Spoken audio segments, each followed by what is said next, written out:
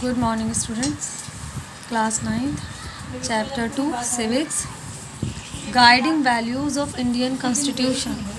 In this topic, we study about the guiding values of Indian Constitution.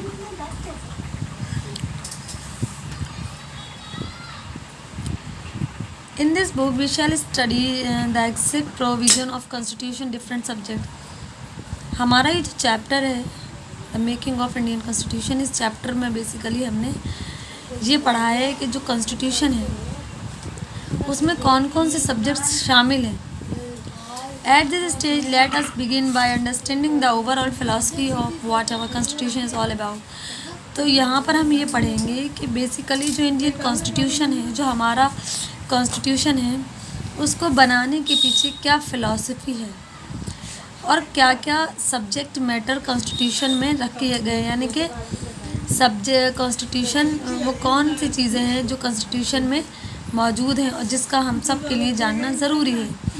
We can do this in two ways. We can understand it by reading the view of some of our major leaders on our constitution.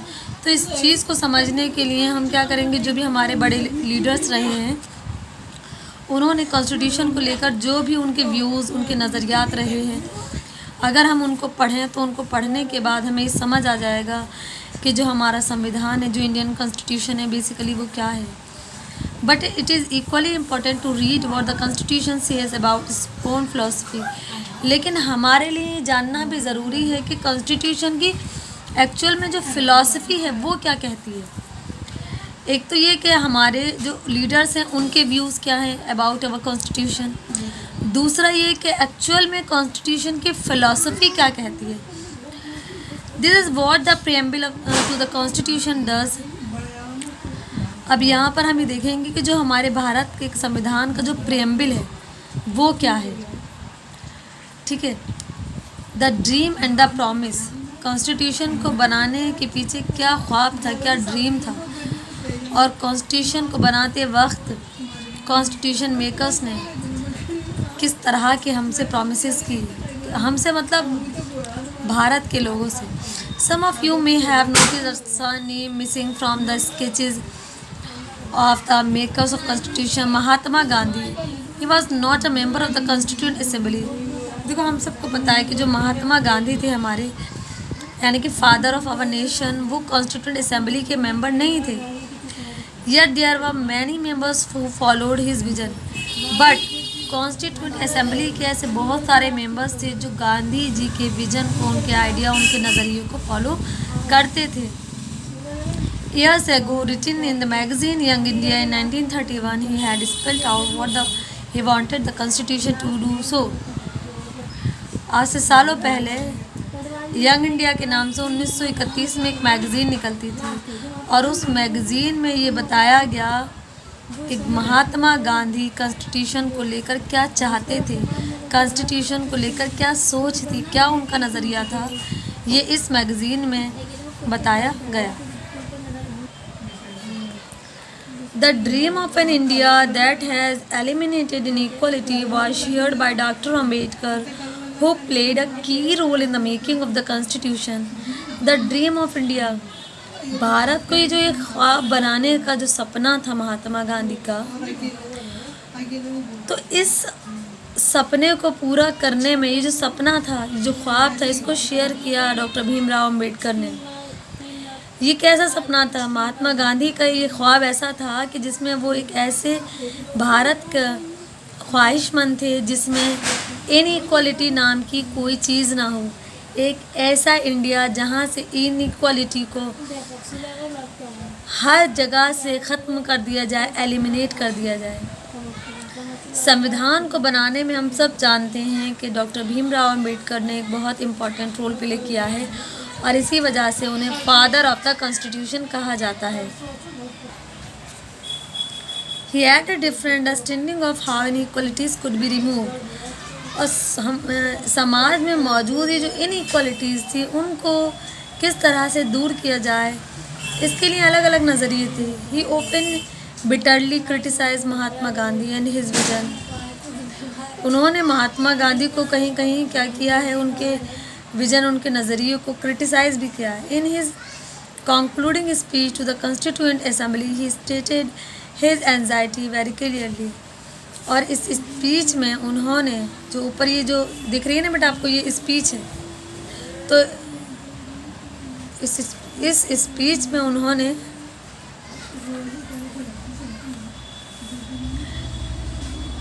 कहीं कहीं पर जो उनकी anxiety थी उसको बहुत साफ तौर पर उनकी एंजाइटी दिखती है, नज़र आती है जब हम स्पीच को पढ़ते हैं। देखो किसी भी चीज़ के बारे में मैं लेकर पहले आपको यहाँ बात क्लियर कर दूँ, कोई भी टॉपिक है, कोई भी चीज़ है, तो दो इंडिविजुअल्स के ये नहीं हो सकता कि सेम व्यूज़ हों। ये बिल्कुल सही है कि कुछ कुछ चीज़ें सिमिलर हो सकती हैं और कहीं कहीं पर समानता या सिमिलैरिटी ना पाई जाए, कहीं पर क्लैश हो।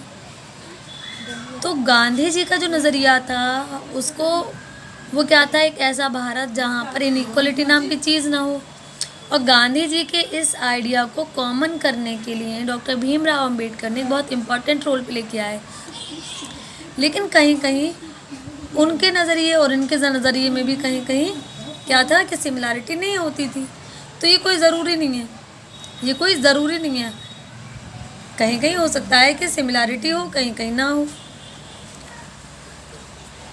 अब देखिए बेटा, ये स्पीच दी गई थी 1950 26 जनवरी, यानी कि जब हमारे देश का जो संविधान था वो लागू किया गया।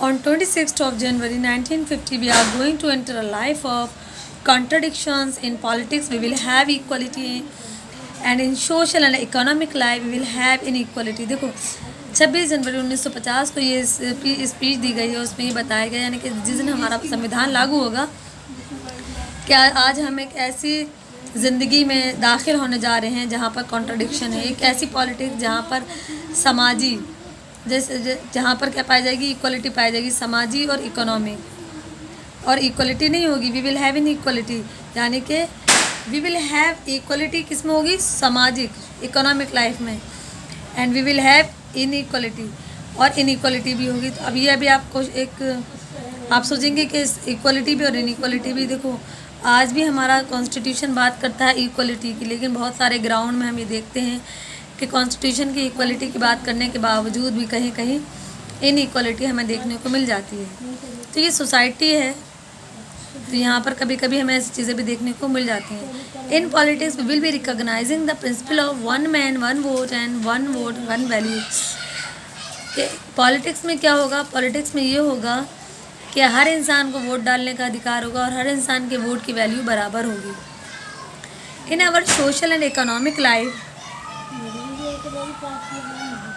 we shall by reason for our social and economic structure continue to deny the principle of one man and one value। लेकिन अगर हम देखें तो हमारी सोशल इकोनॉमिक लाइफ ऐसी है, इस तरह का सोशल स्ट्रक्चर है, सोशल और इकोनॉमिक स्ट्रक्चर ऐसा है जहाँ पर हम ये देखते हैं कि इस तरह की चीज़ को प्रिंसिपल ऑफ वन मैन और वन वोट को डिनाई किया जाता है। How long shall we continue to live this life of contradiction. तो इस तरह से हम ये कह सकते हैं, तो एक कंट्रडिक्शन वाली लाइफ है। How long shall we continue to deny equality in our social economic life. और ये जो हमारे समाज से इकोनॉमिक और जो सोशल इक्वलिटी उसको हम किस तरह से इनइक्वलिटी को ख़त्म करके इक्वलिटी को हम लाएं, क्योंकि इक्वलिटी को डिनाई कर रही है ये लगातार, ये चीज़ें इक्वलिटी को क्या कर रही हैं, डिनाई कर रही हैं। If we continue to deny it for long time, और अगर हम इस इक्वलिटी को लंबे समय तक अपने समाज में डिनाई करते रहे तो we will do so only by putting our political democracy in peril. तो हमारी जो पॉलिटिकल डेमोक्रेसी है मतलब एक ऐसी जगह पहुंच जाएगी कहाँ, इन पेरिल, मतलब वो बिल्कुल उसकी कोई मीनिंग नहीं रहेगी डेमोक्रेसी की। अगर समाज में इक्वलिटी ना हो, one man one value, one vote one value, ये कॉन्सेप्ट ना हो, तो फिर डेमोक्रेसी बची कहाँ, डेमोक्रेसी तो खत्म हो गई। Finally, let us turn to Jawaharlal Nehru giving his famous speech to the Constituent Assembly at the stroke of midnight on August 15, 1947। इसके अलावा जैसे कि ये थे पंडित जवाहरलाल नेहरू थे, उन्होंने भी दी थी 15 अगस्त 1947 को स्पीच।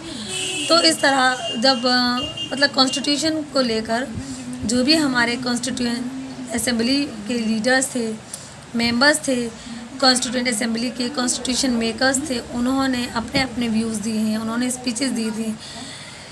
कॉन्स्टिट्यूशन को बनाने और उसको लागू करने को लेकर। अब देखिए बेटा, ये क्या है, ये वो स्पीच है जिसको पंडित जवाहरलाल नेहरू ने दिया था 15 अगस्त 1947 को।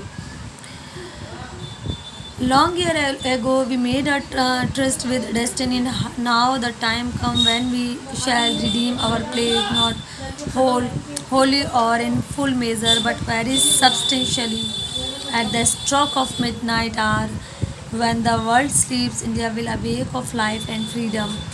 A moment comes which come but really in history, when we step out from the old to the new, when an age ends, and when the soul of a nation long suppressed find utterance. It is fitting that at this solemn moment we take the pledge of dedication to the service of India and her people, and to the still large cause of humanity.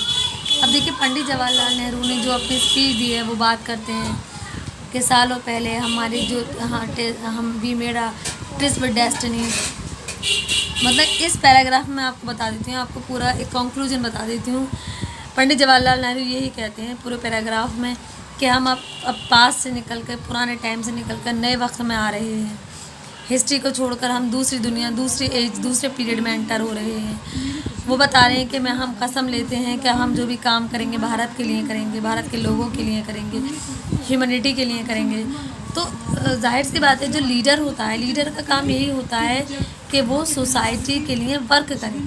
Leader का काम क्या होता है? Society के लिए work करे। तो पूरी स्पीच में वो फ्रीडम, किस तरह से सोसाइटी के लिए काम करेंगे, इसी सब के बारे में बताते हैं।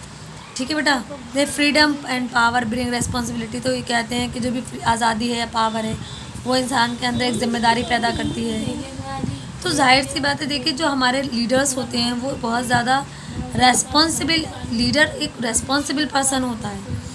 उसको जितनी अथॉरिटी दी जाती है, जो भी उसको पावर्स दी जाती हैं, जो भी उसको आज़ादी दी जाती है, तो वो अपनी पावर, अपनी अथॉरिटी का इस्तेमाल बहुत ही कायदे से करता है। रेस्पॉन्सिबिलिटी, क्योंकि वो उसे पता होता है कि ये आज़ादी, ये जिम्मेदारी, ये पावर जो मुझे दी गई है, तो ये मुझे लोगों के लिए मुझे इसलिए दी गई है ताकि मैं अपने देश के लिए कुछ कर सकूं, नेशन के लिए, लोगों के लिए, ह्यूमैनिटी के लिए कुछ कर सकूं। तो लीडर एक बहुत ही रिस्पॉन्सिबल पर्सन होता है। ठीक है बेटा, तो पूरी स्पीच में उन्होंने अपने देश के बारे में कुछ करने के लिए उनकी एक सोच रही है, इसकी पंडित जवाहरलाल नेहरू की, और उन्होंने देश के लिए बहुत कुछ किया भी है।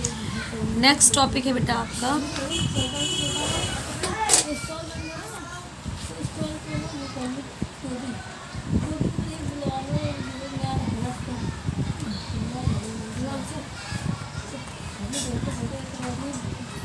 नेक्स्ट है बेटा आपका फिलॉसफी ऑफ कॉन्स्टिट्यूशन। इस टॉपिक को हम नेक्स्ट वीडियो में डिस्कस करेंगे। थैंक यू बेटा, थैंक यू वेरी मच।